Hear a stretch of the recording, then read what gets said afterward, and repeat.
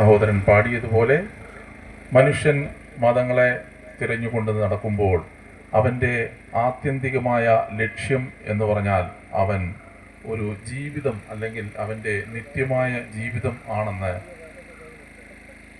Bible പഠിപ്പിക്കുന്നു. അങ്ങനെ ആ ഒരു ആത്മാവിൻ്റെ നിത്യമായ ജീവിതത്തെ പറ്റി അല്പം ഈ എന്നെ ശ്രദ്ധിക്കുന്ന ദേശനിവാസികളെ അറിയിക്കുവാൻ ഞാൻ ആഗ്രഹിക്കുന്നു. ഞങ്ങൾ പറയുന്ന സുവിശേഷം എന്നത് ഒരു മതത്തിൻ്റെ ഒരു ആശയമല്ല.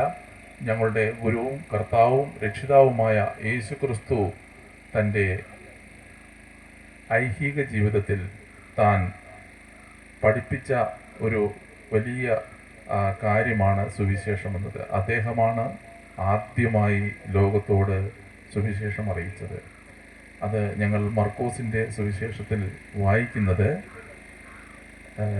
യോഹന്നാൻ തടവിലായ ശേഷം കർത്താവ് സ്വർഗരാജ്യം സമീപിച്ചിരിക്കുന്നു, മനസ്സാന്തരപ്പെട്ട് സുവിശേഷത്തിൽ വിശ്വസിപ്പിൻ എന്ന് ആദ്യമായി ലോകത്തോട് വിളിച്ചു പറഞ്ഞത് ഞങ്ങളുടെ കർത്താവായ യേശു ക്രിസ്തുവാണ്. ഞങ്ങൾ ആ മാർഗം പിൻപറ്റിയ അതുകൊണ്ട് ഞങ്ങൾക്കും ഒരു ഉത്തരവാദിത്വം ഉള്ളതുകൊണ്ട് ഞങ്ങൾ ഈ സുവിശേഷം ഇന്ന് ലോകത്തോട് അറിയിക്കുന്നു.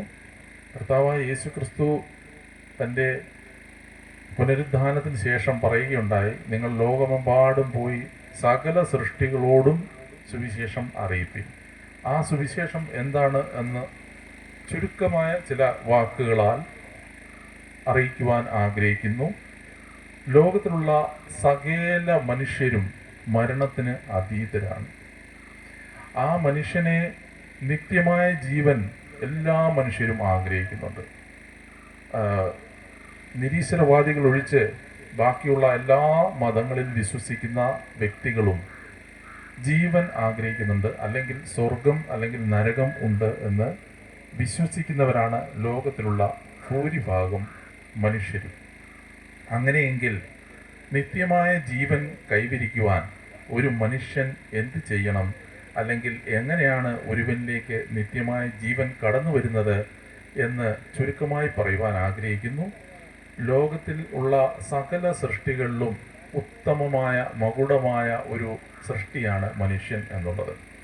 ബൈബിൾ നമ്മെ പഠിപ്പിക്കുന്നത് ബാക്കി എല്ലാ മൃഗങ്ങളും പക്ഷികളും എല്ലാം ദൈവത്തിൻ്റെ വാക്കിനാൽ ഉരുവായി എന്നാണ്.